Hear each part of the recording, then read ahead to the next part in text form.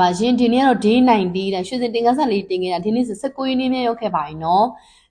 ်ကဲရွှေစင်တို့ရွှေစင်ကဒီမှာပေါ့နော်ဒီနေ့ကိုတစ်ချက်ပြပေးပါရွှေမှာကြက်ပဲရွေးမပေါ့ရွှေစင်ဂရန်ချိန်ပြောင်းကြီးကိုပေါ့နော်နင်းရလားမသိဘူးနော်ကြက်ပဲရွေးမှာဂရန်ချိန်ပြောင်းကြီးကိုရှေ့ပြီးတော့မှရွှေစင်ရွေးရနေပြီးတော့မှဂရန်ချိန်ပြောင်းကြီးကိုတင်ခဲ့ပြီးသွားပြီပေါ့နော်အခုကပဲကနေပြီးတော့မှဂရန်ချိန်ပြောင်းကြီးကိုတင်ပြရမှာဖြစ်ပါတယ်ရှင်ဒါပြီးဒီပဲကနေဂရန်ချိန်ပြောင်းကြီးဗီဒီယိုပြီးသွားပြီဆိုလို့ရှိရင်နောက်တစ်ဆင့်မှာကြက်ပဲရွေးရနေပြီးတော့မှဂရန်ချိန်ပြောင်းကြီးစင်တာအရင်ကိုလွယ်ကူသွားပါပြီရွှေစင်တစ်ဆင့်ချင်းပြပြီးတော့တာပါနော်ရွေးရနေဂရန်ချိန်ပြောင်းကြီးကိုပြီးသွားပြီဒီနေ့ကပဲကနေဂရန်ချိန်ပြောင်းကြီးလေးဖြစ်ပါတယ်နောက်ဗီဒီယိုကကြက်ပဲရွေးကနေပြီးတော့မှဂရန်ချိန်ပြောင်းကြီးလေးဖြစ်ပါတယ်ဂရန်ချိန်ပြောင်းကြီးကတက်ကိုတထားမယ့်ပညာလေးဖြစ်ပါတယ်ရှင်ကဲဒါဆိုလို့ကြည့်ရအောင်ရှေ့ဗီဒီယိုမှာရွေးပြီးသွားတော့ဒီနေ့ကပ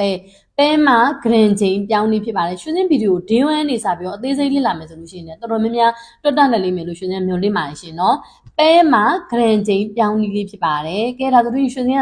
အရင်ဦးဆုံးအလေးချိန်2ပဲလေးနဲ့ပြုတ်လို့ပြီးမှဖြစ်ပါတယ်အောင်နားလေးကိုနည်းနည်းလေးချပြီနော်အလေးချိန်2ပဲလေးနဲ့လုပ်ပေးမယ်အလေးချိန်ရွှေအလေးချိန်တွေက2ပဲရှိတယ်ဒါဆိုရွှေတော့2အစား16ပါ2စား16အမြောက်စနစ်တစ်ဖြစ်တဲ့16.3နှစ်ကို35နဲ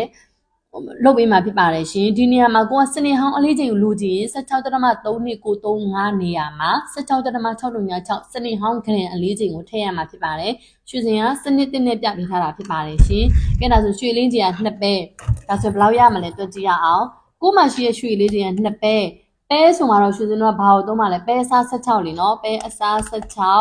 အမြောက်16.3နှစ်ကို35ဒါဒီစနစ်တစ်အလေးချိန်ဖြစ်ဒီညီမချင်းကဲဒါဆိုနှစ်3ညပါနော်2.3ည4တစ်ဂရန်ရရှိမှာဖြစ်ပါတယ်ရှင်ကဲဒါဆိုလို့ရှိရင်2.3ည4တစ်ဂရန်ရရှိတာဖြစ်ပါတယ်နောက်တစ်ခုကရှင်က3ဘဲကိုလုပ်ပြီးမှဖြစ်ပါတယ်ရှင်3ဘဲအလေးချိန်3ဘဲဒါဆိုရင်3စား16ဘာဖြစ်လို့16နဲ့စားရလဲရှင်တို့ကပဲနော်ပဲပုံနေနီးလေး3ရတာဖြစ်ပါတယ်ရှင်ဒီနေရာမှာလी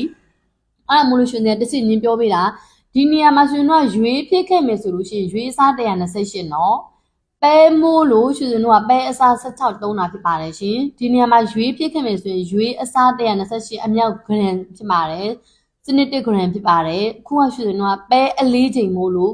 ကိုရှိမှရှိရရွှေအလေးချိန်ကပဲဆိုလို့ရှိရင်ပဲအစား16ကိုသုံးတာပါဒါတွေကပေါ့နော်ရွှေစင် D1 D2 D3 အဲ့လိုမျိုးလေးကြည့်သွားမှပို့ပြီးတော့နားလည်မှာပါနော်ဒါဆိုရင်ရွှေလေးချိန်3ပဲကိုတွက်ပြရင်မှာဖြစ်ပါတယ်ကိုမှရှိရရွှေလေးချိန်တွေကမြန်မာကျပ်မြန်မာအလေးချိန်3ပဲဆိုလို့ရှိရင်ဂရန်ချိန်နဲ့ဘယ်လောက်ရမလဲကဲအစား16အမြောက်16.3နှစ်ကို35စနစ်တစ်အလေးချိန်ဖြစ်ပါတယ်ဒါဆိုရင်3.361ရရှိတာဖြစ်ပါတယ်ရှင်ကဲဒါဆိုရင်3.361ဂရန်ရရှိတာဖြစ်ပါတယ်ဒီဘက်ကဟာဒ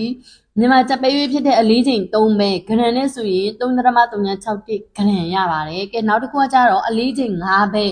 မြန်မာကြက်ပဲရွေးတဲ့မှာရွှေအလေးချိန်5ပဲဆိုလို့ရှိရင်ဘယ်လိုလုပ်မလဲ5အစား16အမြောက်17.3နှစ်ကို35စနေဟောင်းလို့ရင်16.636ကဲဒါဆိုရင်လုံးကြည့်မယ်5အစား16အမြောက်17.3နှစ်ကို35ညီမချင်း5.132ဒါတော့6လေးအရှိတစ်ပို့လိုက်မယ်ဆိုတာ5.133ပေါ့နော်အဲ့လောက်ရရှိတာဖြစ်ပါတယ်5.133ဂရန်ရရှိတာဖြစ်ပါတယ်ရှင်ကဲဒါဆိုလို့ရှိရင်ရွှေစင်ဒီမှာပြောချင်တာကပေါ့နော်ဒီအလေးချိန်5ပဲနေရာမှာဒီ5နေရာမှာကိုရှိမှာ10ပဲရှိရင်10လို့အစားသွင်းမယ်ကိုရှိမှာ9ပဲရှိရင်9ပဲလို့အစားသွင်းမယ်ကိုရှိမှာ10ပဲရှိရင်10ပဲလို့အစားသွင်းမယ်ကြိုက်တဲ့ပဲပေါ့နော်ကိုရှိမှာရှိရရွှေအလေးချိန်တွေက15ပဲရှိတယ်ဆိုလို့ရှိရင်15ပဲကိုအစားသွင်းမယ်17ပဲရှိတယ်ဆိုရင်17ပဲကိုအစားသွင်းမယ်ကြိုက်တဲ့ပဲအလေးချိန်ရှိနေပါစေအစားသွင်းပြီးတွက်လို့ရတာဖြစ်ပါတယ်ဒီလောက်ဂရန်ပေါ့နော်ဒီမှာဂရန်ဆိုပြီးမှထွက်လာမှာဖြစ်ပါတယ်ဒီပုံနေလေးနဲ့တွက်ပါကဲဒါဆိုရင်ကို့အနေနဲ့ဂရန်ကိုကျွန်းကျွန်းတွတ်တက်ချင်တယ်ဆိုလို့ရှိရင်ကို့မှာရတဲ့ခဏနေရပေါ့နော်ဒီလောက်ဂရန်ဒီအလေးချိန်5ပဲမြန်မာချက်ပဲရွေးနဲ့အလေးချိန်5ပဲရမရကိုဘယ်လိုပြန်လုပ်မလဲဆိုရင်ဒါခဏတွက်ပြထားရင်တော့ရှင်စင်နော်ဂရန်ကိုဘာနဲ့စားလိုက်မလဲဆိုရင်ကို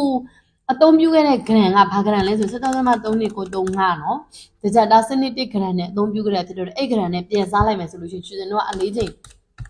5ပဲပြန်ရလာတာဖြစ်ပါတယ်ရှင်ဒီလိုကြပြောင်းကြပြန်အသွားအပြန်တွက်တတ်ရမှာဖြစ်ပါတယ်ကြက်ပဲရွက်နေဂရန်ကိုပြောင်းတာပဲဖြစ်ဖြစ်ဂရန်နေကြက်ပဲရွက်ကိုပြောင်းတာပဲဖြစ်ဖြစ်ကိုကျွမ်းကျင်စွာတွက်တတ်ရမှာဖြစ်ပါတယ်ရှင်ကဲဒါတော့ဆိုလို့ရှိရင်နောက်ဗီဒီယိုဖိုင်မှာကြက်ပဲရွက်နေပြီးတော့မှဂရန်ပြောင်းလေးကိုတင်ပြမှာဖြစ်ပါတယ်ကျေးဇူးအများကြီးတင်ပါတယ်ရှင်ရွှေစင်နေပြီးတော့ပါနော်